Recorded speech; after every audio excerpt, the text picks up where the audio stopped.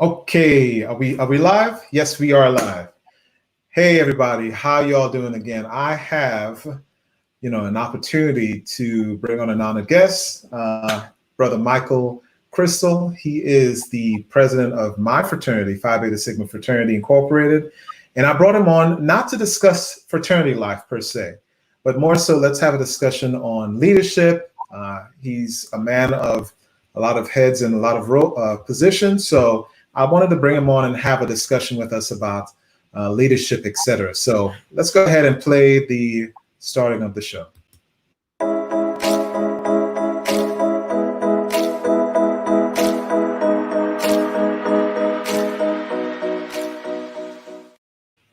All right. And without further ado, let's go ahead and join on Brother Micheal Crystal.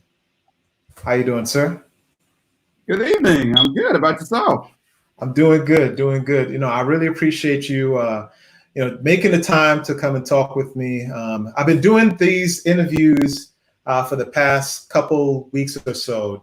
Really, originally, it was for Army reasons. Like I was going to be interviewing doctors and medical professionals. And I said, okay, why don't I, get the opportunity to actually interview people that I respect and people who can actually come and somewhat teach, coach, and mentor those that may be viewing as well. So I said, let me reach to the top, and I was able to get that opportunity. So I really appreciate you putting the time in to come and talk with us today. Absolutely. Very excited about the opportunity. Huge compliment to you, and congratulations on this venture. I know you're pretty passionate about it, and I suspect with the work that you're doing, it's going to create an opportunity to connect with many people. So obviously, whatever I can do to help advance that, very excited to participate. Okay, I appreciate it. I appreciate it. So, sir, I know, I shared a little bit about you in the beginning, but why don't you take the opportunity to just share with those who are checking in right now, who is Micheal Crystal? Who is the man, Micheal Crystal? Talk to us.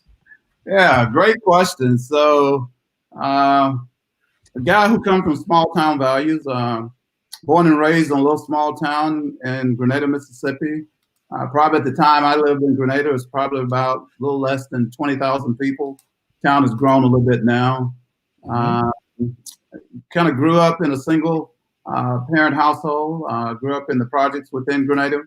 But, I always like to say your beginnings certainly does not determine your ends, but come from a family that mom who was probably one of the strongest and most committed and loving people that I've ever known. Very, very focused and very disciplined on making sure that she provided for our family, but also creating this great expectation for our family as well. And whatever I've learned about life and whatever I've learned about providing for my family and protecting my family, I really owe all that to my mother.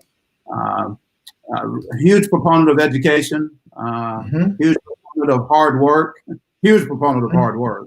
And so blessed to go to Mississippi State University, a university I love. Anybody know me? No, I'm a huge proponent and very proud of the university. Finished school there, and then I had an opportunity to kind of get into the grocery business. And as some would say, the rest is kind of history. The rest is history. You said the grocery business. Yeah. You said also education is really, really important to you. So, what are some of the things that you have personally pushed onto, say, your family regarding education? The one thing I used to always tell Lauren and Brandon, those are my two oldest children, certainly share with Jalen as well. My wife called Jalen now a Jamaican baby. We might talk a little bit about that later. But I always said, strive to be the best. Go for an A. What's the worst thing? You get a B. But always strive to do your very best. And with education, it's all about processes. It's all about structure. And then it's all about discipline. And man, I tell you, if you get some great study habits at a young age, all you do is just really cascade those study habits on to high school, on to college. And to be quite frank, you cascade them even into your professional life as well. And so to me, it's all about principles, right? And as you understand principles, you can apply those to so many places.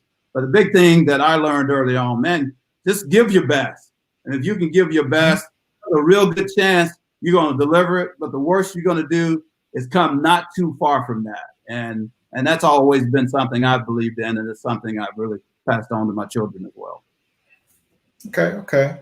So give your best is one of the, I guess, your personal models that you've always kind of pushed. And it gives, it not only allows you to supersede limitations that come your way, but also ego-wise. Like if you know you've given your best, you know you can always have an opportunity to improve on your best. And there's no regret. There's no regret. Regret is a hell of a thing, wouldn't you say? I would totally agree. You know, when you think about delivering your best, in most cases, you know, there's always some personal satisfaction, personal gratification. But I've always believed that should not be paramount. A phrase that I use is minimize self and maximize the mission. You know, minimize yourself. You know, whatever you're working on. If I'm really trying to deliver some great initiative at Kroger, I'm really trying to connect with the team. And I'm trying to give the resources to the team. I'm trying to give the team the support that they need.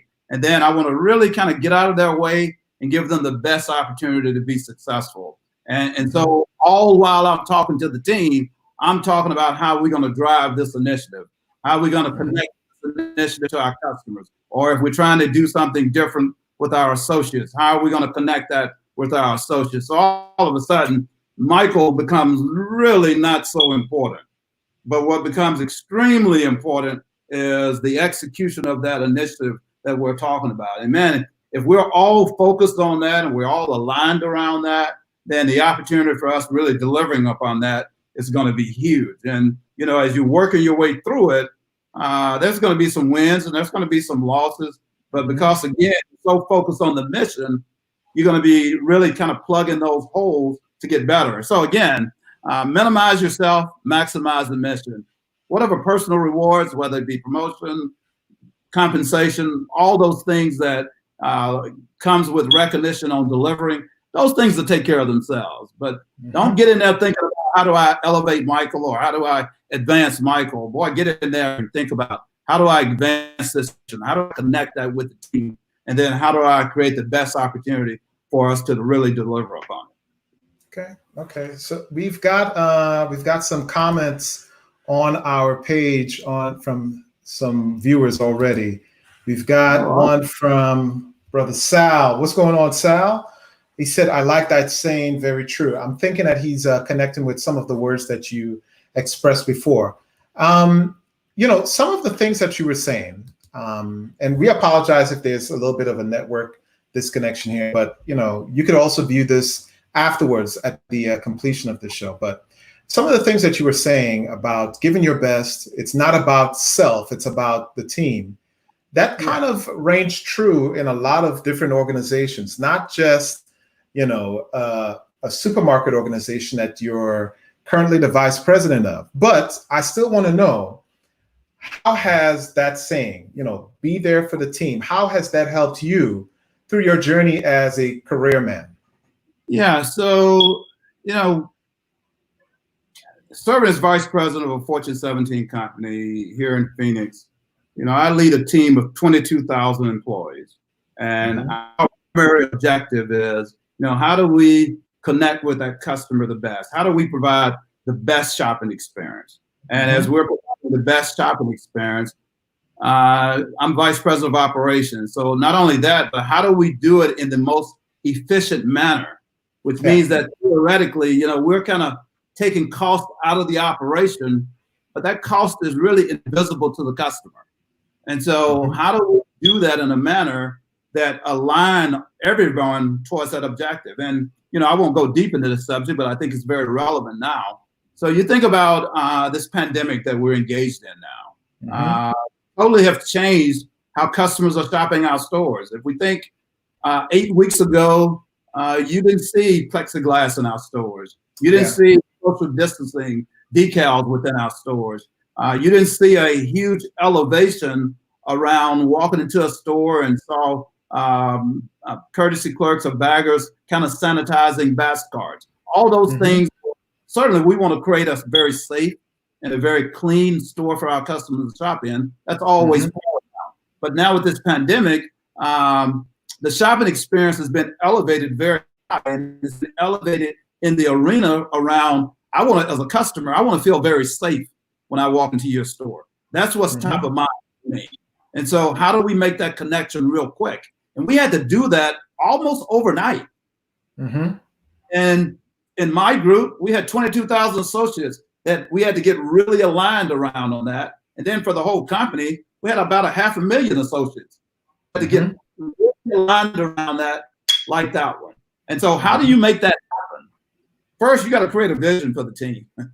And you got to get the strategies in place that's going to really make that happen. And you got to give the team the resources that's going to really execute that initiative. And then after you do that, you got to hold yourself accountable. You got to hold yourself, you got to hold the team accountable for the execution. And then you got to go out there and validate it. And I call that coaching and training. You go out and visit stores, you connect with the team, you validate the things that are happening, you celebrate as you see the execution the way you want it, and then you coach where it's not, and there's always going to be some gaps. And as you're doing that, all of a sudden, you're going to see that level of success that you're seeking. So, but the one thing I love about Kroger, which is true for Phi Beta Sigma, which was true for my mother, and that was, we want to be the best. We wake up every morning with the intent of being the best. And so every morning you're waking up with the intent of being the best. When you kind of stomp your toe a little bit, you recover a lot faster. And the reason you recover a lot faster is because, oh, this is not where I'm supposed to be. And so I'm constantly making myself strive for more. And so in that kind of environment, that's just the way you operate, right? And so it's all about making sure everybody's aligned. You're making sure everybody is responding and you're moving in the same direction. But I think without getting too many details, I think the pandemic is just a real good example of what you just talked about. Yeah. So, you know, you had that saying a little bit ago. You said, when you stub your toe, that's not where you're supposed to be. You kind of move forward. You know, literally and figuratively, that's a true saying. When you trip, you move forward faster. Think of it, when you trip and you start moving forward way faster than what you really are. But now think of that in the figurative sense. When you trip about something, when you run into something that is in your way, like a burden or whatever, and it puts you in a stumbling sort of block, that only gives you the opportunity to move forward in your eventual goal that you were aiming towards. Yeah, you know, and absolutely on that. But, you know, there's a lot of things that happen in advance of that. You know, when you're leading a team, it's about vision. So you have a real good idea where you're trying to go. You know, so once I create that vision, you know, I also know that I got to spend some time. I got to create some strategies, because as they say, vision with no work it's not going to happen. So faith with no work is not going to happen, which is basically the same thing. You got to put some work in. So you got to pause and take that very abstract idea. You got to put some pen to paper. Now, how am I going to get that vision?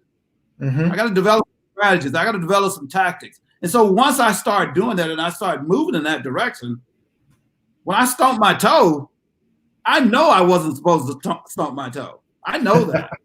And so since I know I'm not supposed to stomp my toe, it's going to create the opportunity for me to do what you said, to move forward, but to move forward faster, because all of a sudden I got to make up some time that I just lost. I had projected that, and just making things up, today is April the 30th. I projected by May 2nd, I would be in this spot. But it's April the 30th, and I'm finding myself here. How the heck did this happen? Well, there were some things I put in place that didn't materialize like I thought. How am I going to make that time up? You see, one of the things I used to tell my oldest son, you know, you have the discipline to put in the work now. So when it's time for the reward, you're going to expect that reward. You're not going to be surprised by the reward. You're not going to be totally oblivious to the reward happening. You're going to be expecting it. And so, you should be able to recover, mainly because you've already built a plan and you knew where you were supposed to be. And when you discovered, oh my God, I'm not supposed to be here. I'm supposed to be somewhere else. Now, let me get there and let me get there faster. And so, and I'm all about, you'll hear me say probably in this conversation, if you're able to bump into each other next week, the word accountability is going to come up in our conversation or my conversation many times, because I'm a staunch proponent of holding myself accountable and the team on delivering on whatever we said we were going to do. Nothing more disappointing, Otis, than you and I sitting down and agreeing we're going to do something, and then we don't execute. And nothing happens. That is the ultimate waste of time. Ultimate waste of time. Because we sit down and agree we were going to meet today at 5:45 in advance of starting. And I was here at 5:40, and we got on, and I said, "Oh my God, I love it when people are here early." Oh yeah, because we made a commitment.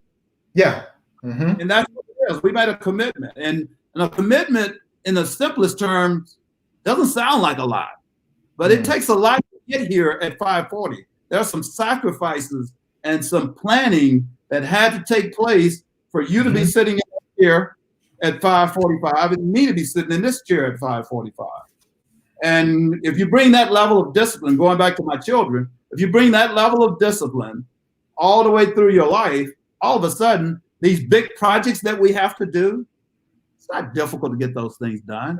You learn like when you were in the 3rd grade.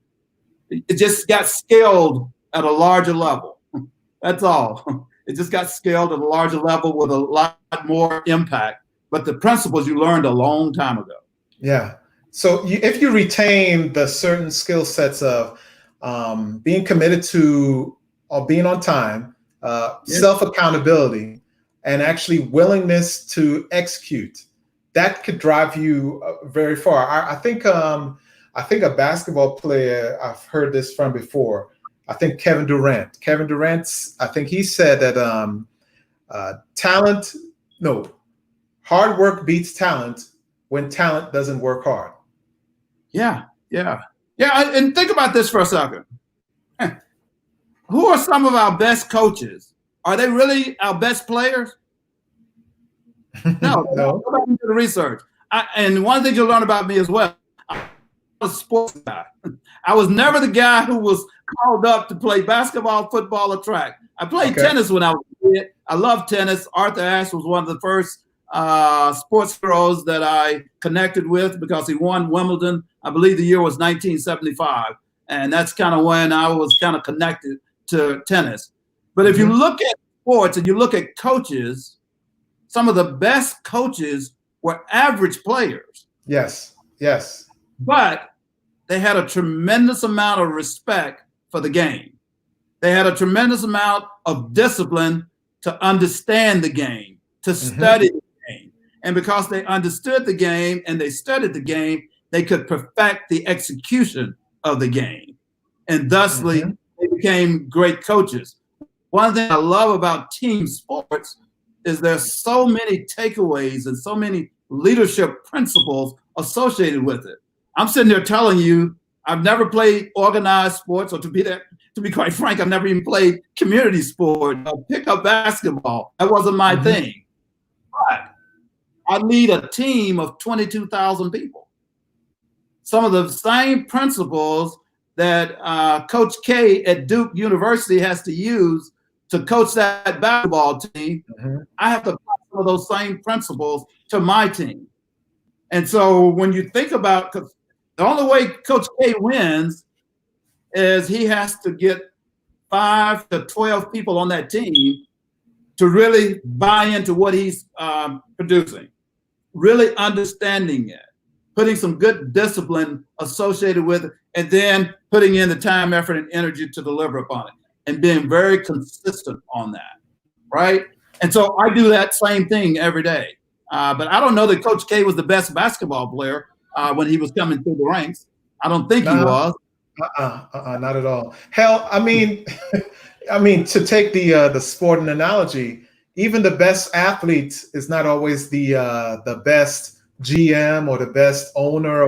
Shout out to Michael Jordan. Even though I'm a huge Jordan fan, We still have, Michael Jordan wasn't always the best team sports owner or GM, So I understand where you're coming from. Hard work, if you discipline yourself, even as the least talented person, if you discipline yourself and have down pack, certain characteristics of success, you will eventually be successful. I agree with that fully.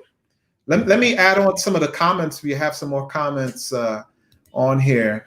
We've got, your start doesn't have to be your ending, from Brother Sal. Sal, I agree with that fully.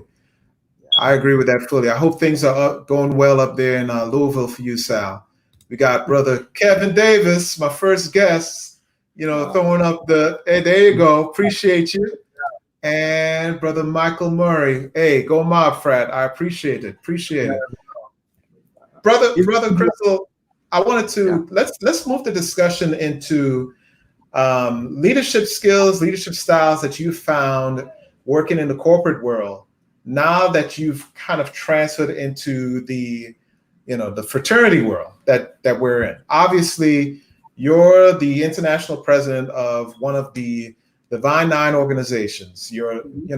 What are some of those skills that you learned in the corporate world that you brought into now the fraternity world? Yeah, so one of the things that I was blessed with is I have a life trajectory. My life trajectory is God, family, my career, and then the fraternity. Mm-hmm. If you would have pressed me, I said, God, family, my career, and the fraternity gets what's left. And what I mean by all of that is, when I joined our fraternity in the spring of 1982 on the campus of Mississippi State University, I was that unique brother that really was in search of my experience in my chapter based upon what the perfection scoop said, based on what the ritual said. And I discovered when I got into my chapter, boy, there was some gaps between what the ritual said and what the perfection scoop said.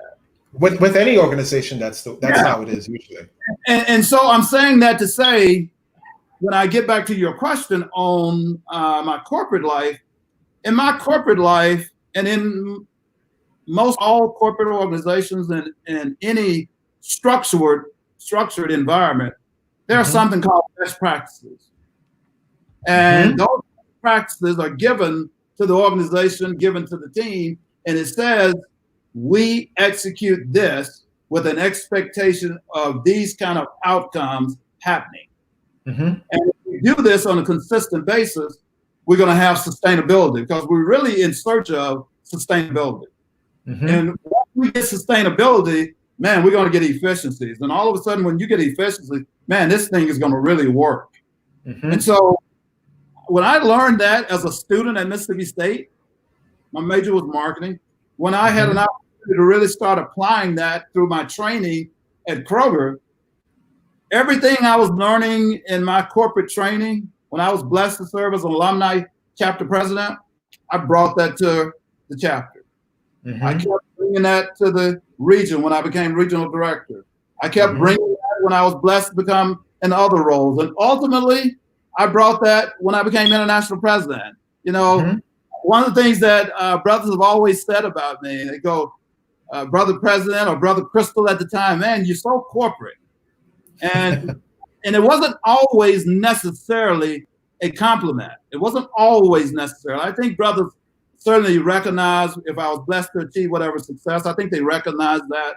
And to a large degree, they celebrated that with me. But the thing I think they were telling me is that, man, you bring all of this training to the organization, and you're bringing that, maybe the degree of the brotherhood principle might not be as strong in your connection as it needs to. And I can certainly appreciate that. But one of the things that I always said when I was regional director and when I was district manager, I saw those roles almost to be about the same. As when I served as district manager, I had a responsibility for about 18 stores in Little Rock, Arkansas. And when I was regional director, I had responsibility for 5 states. And the members and the customers, I kind of saw them as the same thing. Yeah. I have a responsibility to connect with customers through Kroger. I have a responsibility to connect with members as regional director. And so to a large degree, I just kept those same principles. But again, you know, some of the board members used to tell me this when I was alumni chapter president. They go, brother president, chapter president, this isn't Kroger. We don't work for you. I'm sure that they're absolutely, you know, appreciative at least, because I've served certain roles within the organization myself. I've served as, let's see, I was a director / assistant for the European areas with Germany, England, etc. before I came back to the U.S. So, you know, I served as an alumni chapter president in Germany. I had the opportunity to serve different leadership roles, and I've got certain things about me. I've got certain ways how I like doing things. And, you know, when you're in a leadership role, when you're voted into a leadership role, you take that with such pride that you want to make sure that things work. Yeah. And I'm sure that the brothers know that deep in your heart, you wanted things to work. Just as you were a success in Kroger, you wanted to be a success in your fraternity role as well. So I appreciate the lessons that you're bringing, the messages that you're bringing up in that. Yeah, it was always just so funny because, you know, all of us, we all got passion for what we believe in. Yes. I remember when I was a collegiate president, I was an alumni chapter president, you know, I knew there were some things that we wanted to accomplish. And I think even as international president, in any leadership role, it's really, and I'm not being Pollyannish when I say this, it's really about the team. You know, you got to build a good team who really buys into the vision. I love leadership books. One of the first leadership books I had an opportunity to read was Good to Great by Jim Collins. And within that book, he actually studied about 10 different companies from various industries, and actually Kroger was recognized in the book. The key things that he called out was getting the right people on the bus, but he put a big comma behind that, and then he went on to say getting them in the right seat as well. Because a lot of times we get on the bus, but we don't always be in the right seat. Correct. And I've always believed that, man, when you're really leading a team and you've created a vision for that team, number one, you got to get people to buy into that vision. But the next thing is you got to get the right team members who have the skill sets to execute that vision. And if you don't have the right team who has the skill sets to execute that vision, there's going to be a large gap between that vision becoming a reality. And so it goes back to that word I said earlier. You got to hold yourself accountable for that. And so when you get promoted into a role and you are really executing the vision of the organization and you have the autonomy to bring vision that's going to accelerate that corporate vision happening, man, the first thing you got to do is you really got to assess that team. Yeah. And you got to have an honest assessment as well. An honest assessment. Yes. Yeah. One of the biggest opportunities that leaders have professionally and in volunteer roles, and I'm going to talk a little bit more about it in volunteer roles in a second, but one of the biggest opportunities that leaders have is holding themselves and the team. But sometimes, hey, I mean, so let's go back.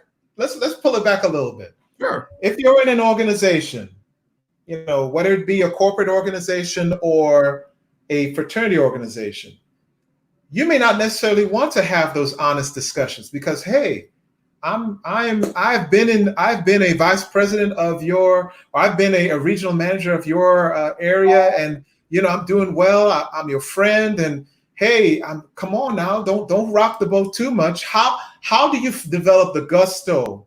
To rock the boat? But before we answer those questions, hold on to that question, right? Let's check out some more of these comments that's coming in. We got Sam. What's going on, Sam? How you doing? Go mob to you, Frat. And we've got brother Mike Baisley. Hey, what's going on? He says, each brother must bring their best qualities from personal, professional life to enhance Sigma. I absolutely agree. With any organization that you're in, you got to bring your best. You got to bring your best. But going back to now the comment that I said, sir. Yeah. So think about this for a second. Minimize self and maximize mission. And so leaders, you got to have some guiding principles. Mm-hmm. You got to have some core values. You got to have some integrity. You got to have some honesty. And right now I'm saying these things are things that you're having about yourself. Yeah. And so if you're minimizing yourself and maximizing the mission, all of a sudden Michael is not relevant. All of a sudden Otis isn't relevant. What's relevant is, Otis, what you're doing is minimizing us from achieving the mission. And since that is minimizing us from achieving the mission, as the leader of the team, I have an obligation and a responsibility to go, hey, Otis, you got a minute? Yeah. Hey, you kind of said that we were going to meet at 5:40 on Thursday to prepare for this meeting. And we've been doing this for 3 weeks now, and you've been late twice. Two times. This isn't Michael don't like you. This isn't Michael is a bad fill in the blank. This isn't Michael think he's this big old bad vice president or this big old bad international president. It has nothing to do with any of that. What it has something to do is Michael is holding himself accountable to make sure that we give the best product for your audience tonight. And so Michael is committed to being here at 5:40. And if you're the leader of this segment, my responsibility is to say, hey, Otis, buddy, not here. And I got to hold myself accountable to have that conversation with you. Now, here's the challenge with that, though, Otis. Leaders struggle with doing that. Yeah. Because leaders are doing what you kind of set the question up on. Leaders are more concerned about, hey, man, Otis and I, we get together on Friday night, we smoke cigars, we drink our favorite beverage, and I don't want to compromise that. I want to really hang out with Otis on Friday night and smoke the cigar and drink the favorite beverage. And I'm just like I was when I was in college. I love my chapter brothers. I didn't drink, I didn't smoke, and they knew what I was trying to achieve, and they were supportive of that, but they didn't ostracize me because I didn't smoke and I didn't drink. I was still part of that club, if you will. And so I tend to believe that if you made a commitment to me to be here at 5:40, and we're supposed to go drinking and smoking on Friday night at 10:30, and I say, Otis, you weren't here, I'm going to really question your integrity if all of a sudden I don't get the invite on Friday night. Absolutely. Oh, by the way, I was actually on time for our thing today, so we're just using this as an example. It's just an example. But my point is, it's not the team or the employees, it's the leader. The leader has to set the expectation. When I was regional director, Brother Murray's still on the line because he was a young alumni at the time. But when I was a regional director, when I was coming up, when we went to the regional conference, the plenary sessions never started on time. They never These things happen, though. These things happen. But you've got to find a means of controlling that. But I'm a simple guy who addressed complex issues with simplicity. Yeah. Address complex issues with simplicity. I believe. Hold on. You're bringing some dignity in simplicity, right? Yeah. There it is. I'm the guy who's the leader of the team. The plenary, in the example, the plenary session starts at 10 a.m. It is my responsibility to be in that room no later than 9 o'clock, 9:30. No later. No later than that. Because I used to say, if it's nobody in this room but me, that gavel is going down at 10 a.m. Yeah. And every meeting that I'm leading, chairing, ask Daryl Anderson, our executive director. Our meetings typically our board meetings start at 8 o'clock. I said, Daryl, I want you and the team down in that room, everything set up no later than 7 o'clock. No later than 7 o'clock. Because there's too many things that could potentially go wrong. And I don't want our guests, that would be the board members, I don't want our guests walking in the room and we got papers flying, we got this, that, and the other happening. And so you have a commitment, and you have a commitment to deliver it, but you got to hold yourself accountable. And it doesn't get any more complicated than that. And so if you're not where you're supposed to be and you're on my team, we're personal friends. That's great, and I respect that and I appreciate it. But I'm not going to tolerate you. I'm just going to be honest with you. And that's my. I think it's a give and take. I think it's a give and take. I think if you respect me, you will be there on time to have an event or a prior appointment that we've had. If you respect me just as much as I respect you, and you got to expect that I'm going to be there on time or early. First of all, I'm military, and that's how we do things. Yeah, like, I hate being late. I hate it. Yeah, and not just being late. That's if you're the director of fill in the blank, and you made a commitment to me and the board that you were going to do 1, 2, 3. As the leader of the team, it's my responsibility if those things aren't happening for me to knock on your door. And my point on all of this is you got to have the right people on the bus. You got to have the right people in the right seat, but you also got to hold yourself and that team member accountable on delivering the desired result, because that result was decided 6 months ago, 5 months ago. And all we're doing is validating that the best practices that we've created are being executed.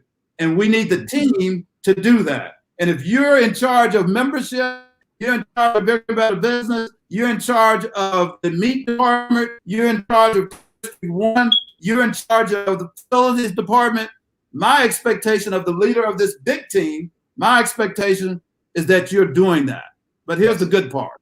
Here's the good part, is that as the leader of the team, I'm going to be right there with you. I'm going to be right there celebrating you when you're hitting the milestones. I'm going to be right there with you when you're maybe not delivering, but I know you can. So I'm going to coach you. I'm going to teach you. I'm going to check in with you. And so I'm going to do my part to make sure you're successful. Funny story here. Go ahead. I'm a store manager. Funny story real quick that kind of connects on that. I'm a young store manager. I've been with Kroger 35 years. The only company I've ever worked, but I've been blessed to have 15 to 16 different jobs. But I'm a young store manager, and I'm having to terminate an employee. And as I terminate the employee, they just kind of connect with what I just talked about. And I kid you not, Otis, every employee that I've had to terminate, every one of them has shook. Yeah. Every one of them. And the reason has been, I want everybody on my team to be successful. I want you to be successful. And I'm going to do everything I can to help you be successful. And so get back to that personal gratification we talked about earlier. I know that in order for me, vice president of this big team, as international president of this large organization, I know that if I'm going to have any success, and I'll just say branding, if I'm going to have any success where I've said, hey, I've recognized that branding is an opportunity in the fraternity, and one of the things that we're going to focus on is we're going to put some best practices in place. We're going to create some vision. We're going to identify somebody who can really coach, teach, and train us. And we're going to make sure that we have processes in place that validates our branding standards are in place. I've stood on the top of the mountain and said that. I got to go out and get the right person who can help me do that. And so I want Kevin Davis to be successful, which means I'm going to give Kevin everything he needs to be successful. I'm going to challenge Kevin. If I see Kevin kind of going a little left, and he knows way more about branding than I know about it, I'm going to text him. I'm going to talk to him. If we've agreed we're going to do 1, 2, 3, 4, 5, I'm going to check in with Kevin and say, hey, where are we on these things? But the biggest thing I'm going to do, I'm going to get the heck out of his way. Yeah. I'll let him do his job. I'm going to celebrate him when he's getting it done. I'm going to coach where I feel like I need to coach. And then I'm going to hold him and myself accountable to deliver based upon what we said 6, 7, 8 months ago. And honestly, Coach Otis, is not any more complicated than that. It's the same. Kroger, and counsel in the fraternity. Let's check out some of the comments coming in. We really appreciate y'all checking in and leaving some of those wonderful comments. Let's check it out. We've got from Quint Blue Tray, says presence matter.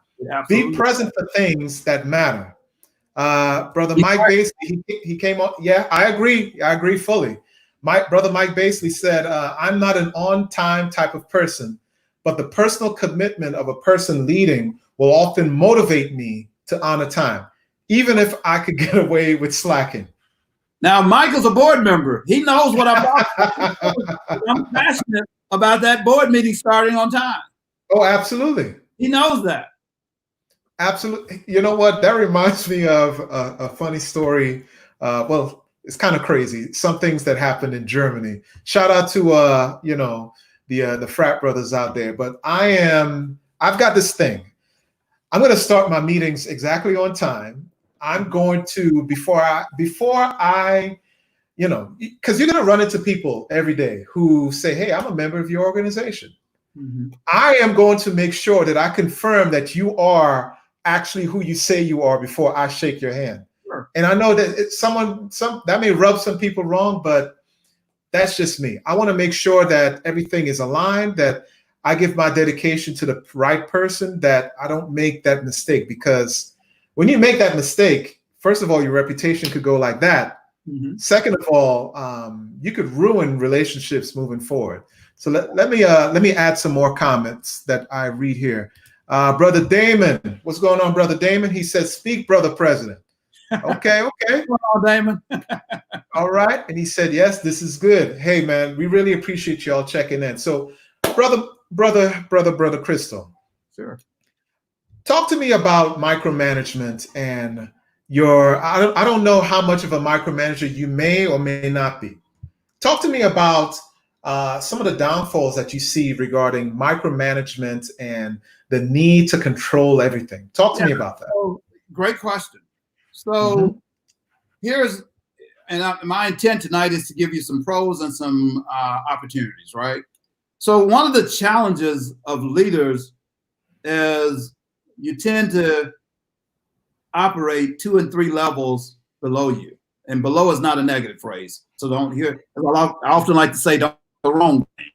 So think about myself. I'm a vice president of Kroger. I got 22,000 employees on my team. I have 5 district managers and a retail operations manager who I work directly with. And the district managers have responsibility for 122 store managers, who in turn have the 122 store managers. They've got all of these department managers within the stores, and then they got all of these associates. Mm-hmm. So I remember when I was a district manager in Little Rock, and brothers used to say to me, "Man," he said, "you're a district manager." He says, "You run 18 stores?" I said, "Absolutely not." I said, "I have 18 store managers who do that. That's not my job." And so all of a sudden, when you think about roles and responsibilities, you got to make sure that everybody's executing within their roles. Mm-hmm. So all of a sudden, when I'm trying to be the international president of this fraternity, and Michael Basley is our international director of social action, what Michael and I should talk about and get alignment around is, what are the areas that we're going to focus on in social action? So that when Michael is talking about the expectation of social action, I need to be talking about those same things, because he and I both are talking to our members, and we want to make sure our members are hearing a consistent message. Mm-hmm. What I don't need to do is all of a sudden be the international director of social action. I don't need to be planning all of the activities that we're going to focus on within AACP, or that we're going to focus on for Project Vote, or what we're going to focus on in respect to health initiatives. I don't need to do that. That's Michael's job. I just need to make sure Michael and I are aligned around what it is that we're trying to do on a larger scale to support our vision of being a brotherhood of conscious men actively serving our communities. Michael, how are you fitting that into our vision? That's my job. And once we get alignment around how that works, then I need to get the hell out of Michael's way and let Michael do his job. And then let Michael recognize, hey, now, Michael, as you're going about doing what you need to do, If you have some challenges at the headquarters, hey, make sure you talk to Daryl. If you get some pushback from Daryl around what you're trying to accomplish, or you get some pushback from anybody, hey, feel free to reach out to me. I'll be happy to knock down whatever barriers that are in your way. But I'm not trying to be the director of social action. And so one of my strongest leadership traits, Otis, gets to your question. I'm a huge proponent of delegation. Well, not only delegation, I would say you've got to have a talent to identify talent. Yeah, and so just think about if you're really paying attention to what I'm saying, you really got to recognize there's a lot of work that goes into the beginning. I got to have vision. I got to have strategy. I got to have the right people resources. And then I got to make sure that we got buy-in so that we can achieve the results that we're trying to achieve. That all has to happen before I do anything. And then once I get that, then I got to make sure that I'm getting the resources out so that when Michael is out there doing his social action initiative and they're happening the way they need to happen, if he's got some challenges, man, I'm there for him. I'm there for him. I'm knocking barriers down if he can't. But to be very honest with you, before I even pick the phone up and call Daryl, the first thing I'm going to say to Michael will go, have you talked to Daryl? Use that chain of command. Use that chain of command. I'm going to go, well, hey, reach out to Daryl. And see, because I'm sure he can support that. And so one of the prevailing questions I often get is like, Brother President, you know, you got this big job, vice president for Kroger, and you serve as the international president of the fraternity. How do you do both of those? What do you have the time to do that? And you know, we've been fortunate to have a level of success in both. And so how do you deliver? And my answer to that is, I have a great team on both sides. I have a great team at work, and we have a great team within the fraternity. We have an excellent elected general board, and I've been very blessed to put some really good talent in key roles in the fraternity. I just talked about Kevin Davis. He's our branding director. Tremendous experience. A mentor of mine. Okay, well, you know the knowledge that he has in branding and marketing. Charles Jones, retired vice president of HR, who heads our HR department. John White, who's our chairman of our Sigma Executive Leadership Council, but John is a vice president of Sodexo. Janabu Williams, who's our international director of Sigma Beta Club, serves as the vice principal of a school in New Jersey, but have been mentoring young men 15, 20 years. And so again, getting the right people on the bus, but getting the right people in the right seat. And then all of a sudden, if those people are buying into the vision, I don't have to micromanage Kevin. The last thing I want to do is sit down with Kevin and say, hey, let's build a strategy around our branding. I don't have that kind of time. And if I'm Kevin, I don't want Michael doing that for me. And so you gotta really spend time. It's just like a football coach.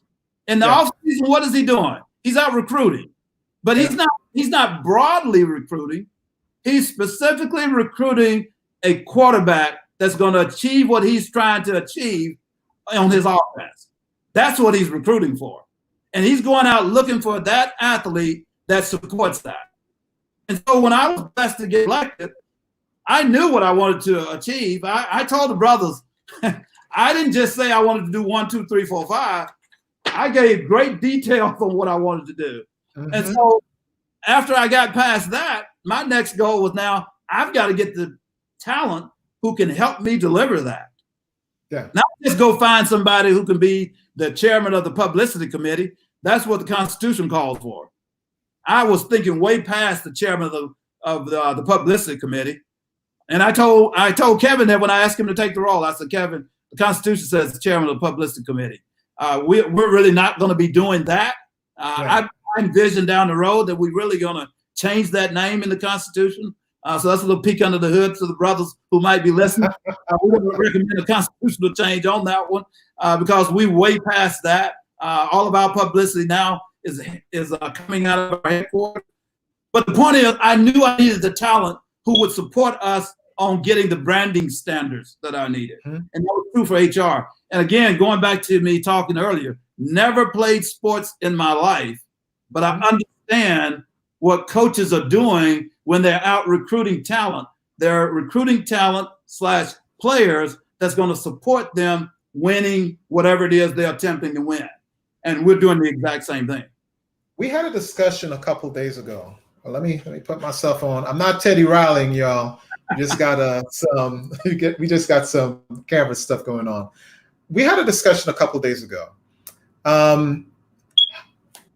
Oftentimes in organizations, there are very loud voices that don't deliver their message in a smooth way that is appeasing or digestible. That the way how they deliver a message may be off-putting, may be somewhat controversial.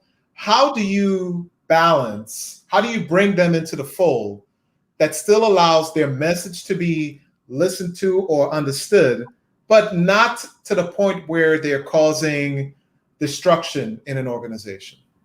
Sure. So again, it goes back to accountability. So I'm the leader at Kroger. I'm the vice president of this big team.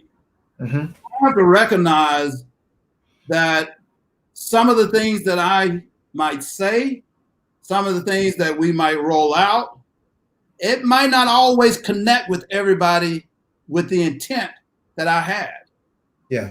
Which means that there could be some very disgruntled, frustrated, disappointed employees based upon what's being asked of us or asked of them by us. So as the leader of the team, if that disgruntled employee or frustrated employee just happened to bump into me when I visit a store and decide to just give me the business, the thing that a leader has to have is what we refer to as professional temperament. Oh, professional. That's something it's hard to come by. Let's hold on to that. Let's hold on to that comment. Hold on 1 second. Okay. Let's read some of the comments that's coming in, and we'll get back to professional temperament. That's definitely something I think we could pick up on. So some comments coming in. We've got Sora Tasha. How you doing? She's following. She's checking us out. We appreciate your support. We've got Brother Damon again. He said, if you really want to grow, you've got to learn to delegate. Especially if you lead an organization. You got to. Okay. I fully agree. And Brother Sal was just kind of confirming. I was not playing. Hey, I'm dead serious. I am not going to until I confirm you are who you say you are. And it's just a matter of respect to you and respecting myself. That's all. But let's get back to the last comment. Yeah, so professional temperament. Talk to us about it. What is that all about? So again, everything for me, Otis, is principle. And remember earlier in this conversation, I said, minimize yourself and maximize the mission. Yeah. It's not about me. That disgruntled employee, he doesn't, 9.9 out of 10, he doesn't even know me. And I'm just saying, he doesn't know Michael. He might know Michael Crystal, Vice President of Operations. He might have seen my picture. He could have heard some of his employees or store manager buddies maybe having thoughts and comments about me. But he doesn't know me. And so my state of mind has to be, this guy is not really attacking Michael. What I have to connect on is we rolled something out, and when it got to him, it didn't quite connect with him with what our intent was. And so thusly, there's a gap there. And so I recognize there's a gap. I'm not disappointed that this employee is being very flamboyant in his presentation. I'm not disappointed in that. I have been trained to deal with that. And so because I've been trained to deal with that, I'm going to let that employee do his thing. He's not going to disrespect me. He's not going to call me out of my name or, do anything that's going to attempt to belittle Michael the man, Michael the person. I don't really care about Michael the vice president, but he's not going to compromise me as an individual, right?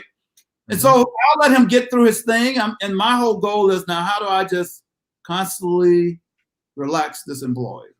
How do I just constantly relax this employee? It's just like a very irate customer. Your whole goal with an irate customer is to relax that customer.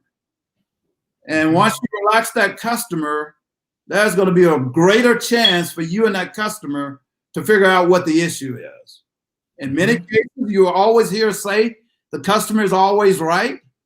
The reason the customer is always right is because we want their business. It doesn't mean Go ahead. Though what the customer did was right, it doesn't mean that.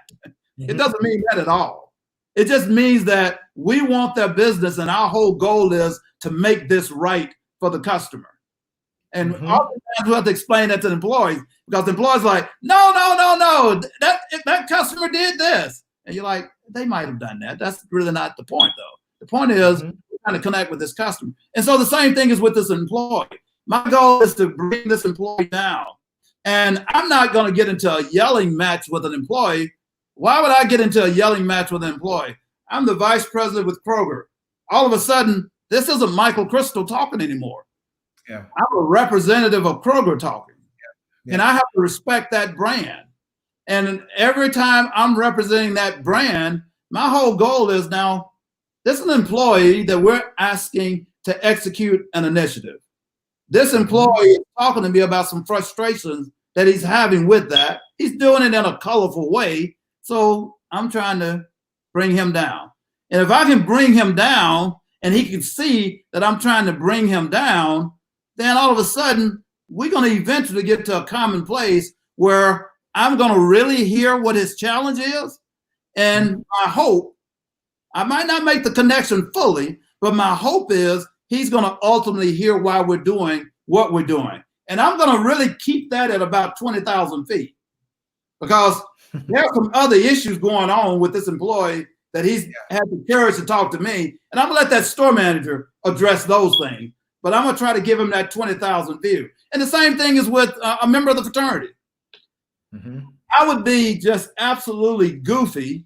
Board members know that's one of my favorite words. I would be absolutely goofy that if I believe that everything that we roll out, all 106,000, 106 years old, but all 200,000 members of this fraternity is going to fall right in line with it.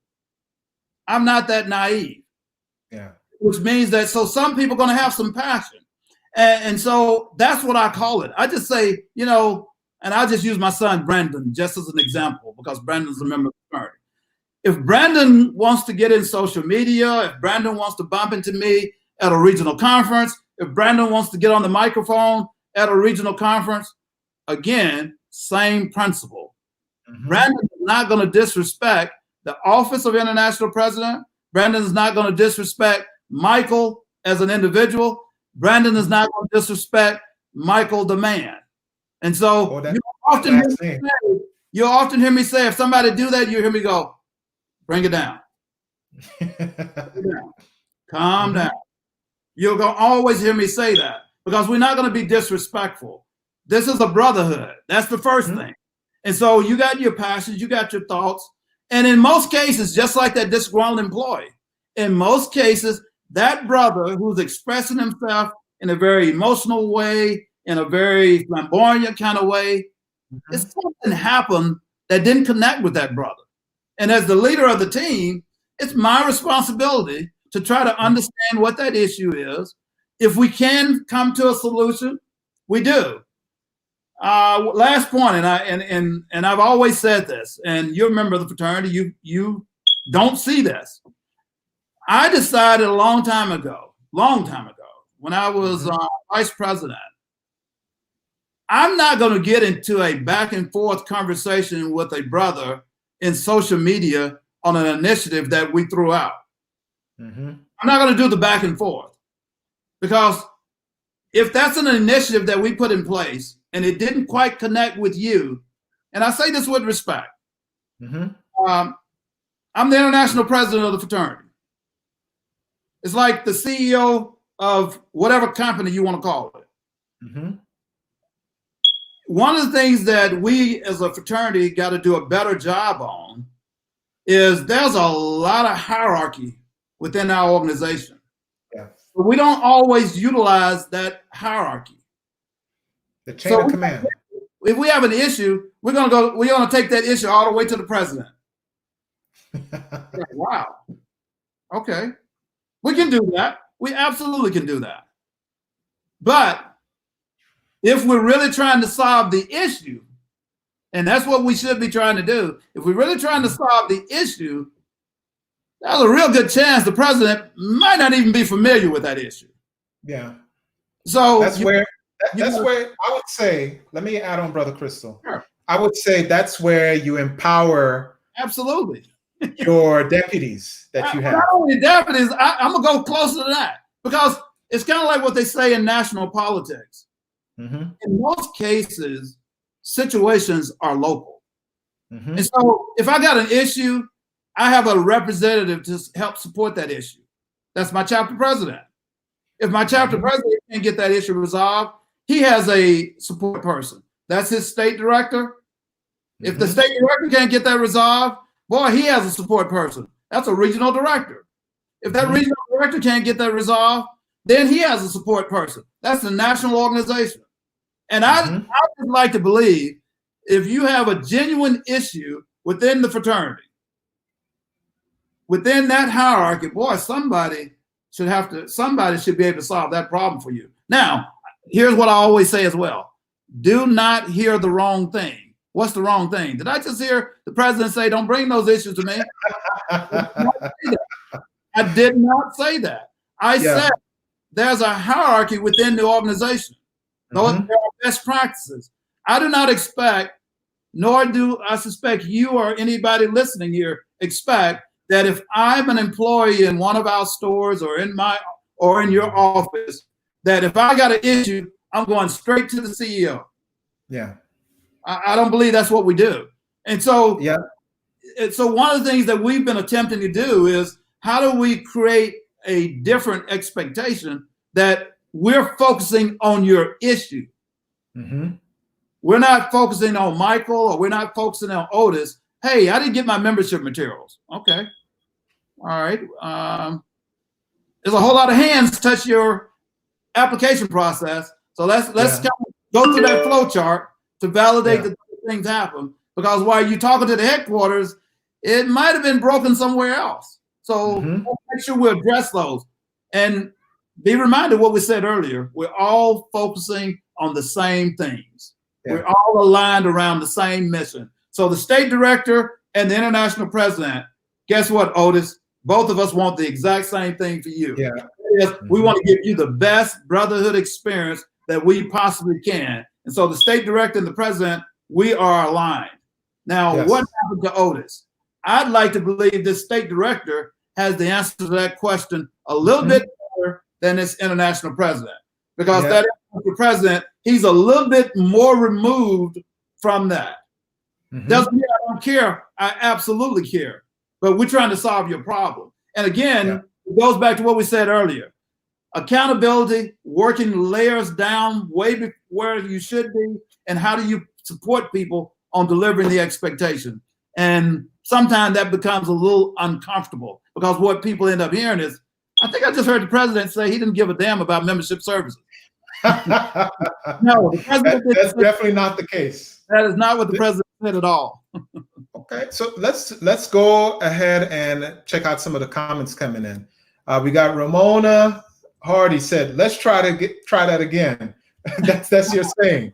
Hey, that's right. We agree. So, Brother Crystal, I want to shift focus. Now, you seem well-rounded as far as, being able to square away your role as being an international president of a large organization, and also vice president of a corporate organization. Let's talk about family, and let's talk about your family involvement. Let's bring up some images. Let's talk about what we see here, and talk about the love that you have here and your celebration of your family. Okay, so let me go ahead and let me share that screen with you real fast. And here we go. All right, big, beautiful family. So the board members, every presentation that I start, Brother TJ Lewis, he's one of my chapter brothers, he always get on to me. He said, "Brother President, your presentation goes long because you spend about 20 minutes talking just about your family before we get to slide number 2. And I said to him one time, I said, well, TJ, I would think that you would celebrate your president for celebrating his family. He said, yeah, Brother President, we do, but we don't know if it has to take that long. And I tell that story to say this, man. You know, earlier I spoke to you about, again, principle, my life trajectory. I told you it was it was God, family, my career, and then it was the fraternity. And so when I think about my family, you know, this June I will be married 33 years. Marty and I met when we were freshmen at Mississippi State University. We started dating my second semester, or our second semester. And so I joined the fraternity in the spring semester. And so Marty has been on this Sigma journey with me throughout my whole fraternity career. And so she's been very supportive of me in all of the leadership opportunities that I've been blessed to be a part of. When I was regional director, Marty was my executive assistant. Back in that time, we didn't have the blueprint. And so when you wanted to join the fraternity, you had to, you know, we approved your intake. You sent all that stuff to the regional director, and Marty used to copy all that for me. She used to actually copy it at our office. She'd put the packets together for me, put a little label on it, and we sent it off to the headquarters. So she's always just a true partner with me. Blessed to have 3 beautiful children. My son, my oldest son, joined the fraternity during the centennial year. My daughter, oldest, fantastic young executive out at Seattle. She's a district manager for Frito-Lay. Brandon is a young executive in a logistics company in Chicago. And then I heard I talked about Marty called Jamaica. He was conceived when we were in Jamaica. Jalen has special needs, but just a phenomenal young man. Brings so much life into the family. As Lauren and I like to say, if you talk to Jalen, 2 things he's going to do. First time he see you, he's going to give you a big hug. The second thing he's going to do to me and Lauren, if we're talking on the phone, he's going to go, Daddy, how was work? Lauren, how was work? But I get all of my energy and all of my support from my family. Everything I do within my profession, everything I've been blessed to achieve in the fraternity has been because of the support I get from Marty, Lauren, Brandon, and Jalen. And man, if you see us at conclaves, you're going to see them. If you see the presentation, you're going to hear me talking about them, because I get all of the support, and whatever level of success we've had has been because of the support Marty has given me. You know, I travel a lot. I'm not at home as much as I probably need to be or should be, but I tell brothers this. Right now, I live out in Phoenix. We're blessed to have a home in Atlanta. But when we were, Lauren came home after school when she got out of college, and she was home, and I was traveling. I was vice president. I was in and out all the time. And Lauren, Brandon, said, "Oh my God." Lauren always, one of her phrases is, "Oh my gosh." She always says that, "Oh my gosh." She said, "Daddy is never here. He's never here." But here's the reason I tell that story. Never, through my journey as a vice director of a region, regional director, any other leadership position, I never walked out of the door on Friday, jumping on the plane, going wherever I was going, and come back on Sunday. And Marty is waiting on the door, or I'm walking in, and she's like, "If you go to one more Sigma meeting, me and you're going to have to sit down and talk." Or any kind of negative energy or frustration around me doing what I was doing to support the fraternity, or doing what I was doing to support my career. I've always gotten excellent support. And so when my cousin Mona says, Marty is the real MVP, he's the glue that makes this whole thing work. And I'm super excited about the partnership and love that I have for that beautiful woman standing there. Excellent. Let's go on to, here we go. We got another one, you and your son. Yeah, so that's my son, Brandon. We were at Conclave, Vegas. As I said, Brandon joined the fraternity during his centennial year of 2014. Great story here. I'm international first vice president. Brandon does not know that I'm coming to his initiation. And so Brandon's at the University of Arkansas. We're parallels. So he pledged his spring semester as a freshman. I pledged my spring semester as a freshman. He does it at a PWI. I do it at a PWI. But what was most impactful and extremely magical was he didn't know I was coming to his initiation, worked with the chapter advisor on it. They come in. When it's time to pin the new brothers, I take my 1982 membership pin and I pin myself with my pen. That is wonderful. Yeah. And then even fast forward that story, Otis, when I was elected international president, the ritual is the immediate past president pins the incoming president. So Brother Mason had already gotten with me and said, would you like to have your son pin you? And I said, man, that would be great. And so he agreed to allow my son to do it. And then when it was time for the pinning, Brother Mason called Brandon up, and Brandon pinned me. And I was basically when I was pinned during the pinning ceremony, international president. So two great pinning experiences both of us had. Excellent, excellent. So let's go ahead and add on back the split screen. So, Brother Crystal, we've been talking, wow, it's been 70 minutes already. Time just flew by.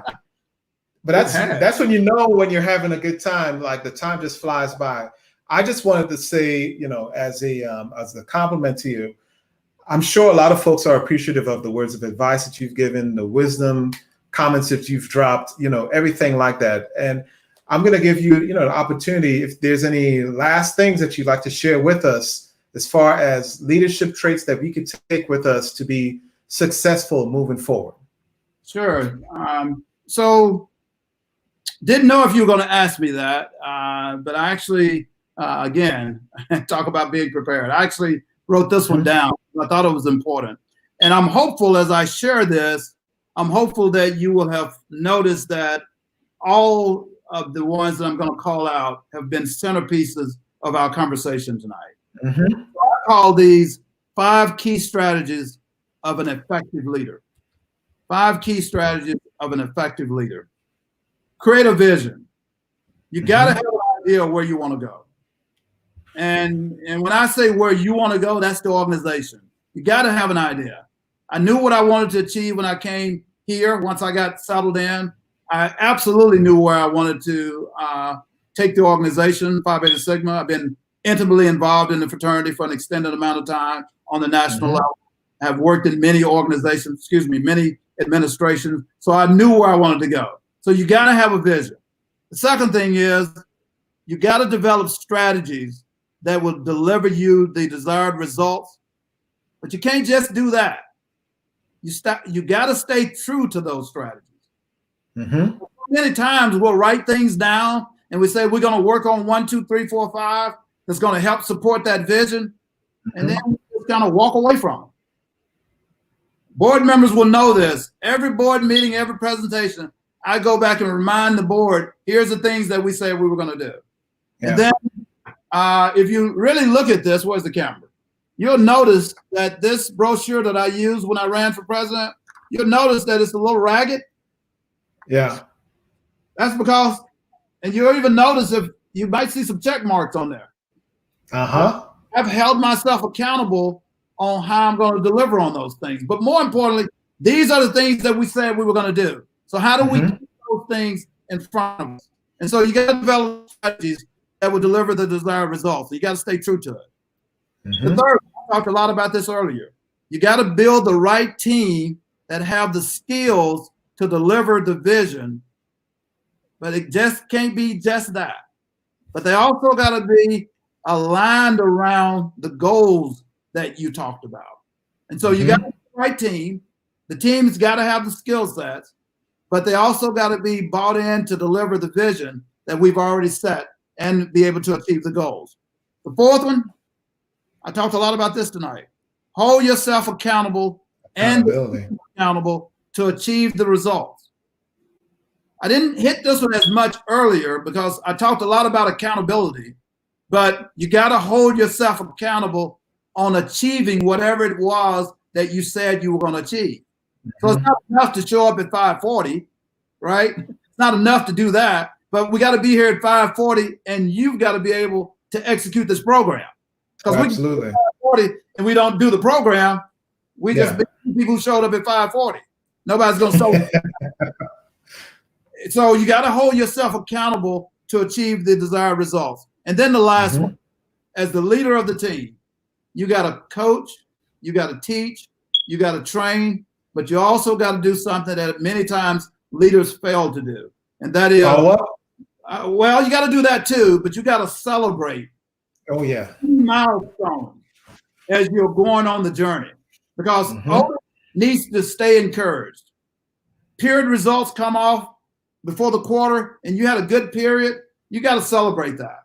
We got 3 more periods to deliver for the quarter, but man, Otis, boy, you're on track, buddy. Appreciate what you're doing. You know, if you're really out there pushing membership growth and our goal is to get 10%, we finished last year, your region was under 3, and all of a sudden, first month, you hit 5, and you're still 5 points off where we need to be. But man, you hit up 8 points from where you were. Great job, brother director. Appreciate what you're doing, moving in the right direction. So you got to coach, you got to teach, you got to train, and you got to celebrate. And so to me, those are 5 key strategies that, man, if you can do those on a consistent basis, man, you're going to absolutely like the results that you're going to achieve. Man. Excellent. Yeah. Excellent. So thank you for the opportunity. Thanks for having a chance to sit down and talk. My hope is that your audience clearly got from me a lot of passion for what I believe in. I look at most of what I do, Otis. It's not really complicated. I try to bring a very simple approach to a very complex situation. And the reason I do that is because it's not about me. It's about how do we accelerate the impact of the fraternity? How do we connect with our customers? And so when I minimize myself and maximize the mission, it's all about what can Kevin do to really drive better branding? What can Brother Murray do to really connect with his region better? What can Brother Basley do to really drive our expectations with social action? And so when everything is focused on the organization and you got great people resources out there to deliver it, all of a sudden, the international president and the vice president of Kroger, I can sleep pretty good at night because I'm doing everything I can to support the team on delivering the mission. And I'm waking up the next morning excited about doing it all over again. There you go. Well, we got a comment coming in, a final comment from Brother Marcus Cheney. He says, good job, Brother President. Hey, I think, Brother President, you did a great job with being our guest tonight. You know, just thank you for coming out, and hopefully we get a chance to talk again sometime in the future. We really appreciate you coming out and just sharing the wealth of knowledge that you got. Absolutely. Enjoyed it thoroughly. Look forward to it.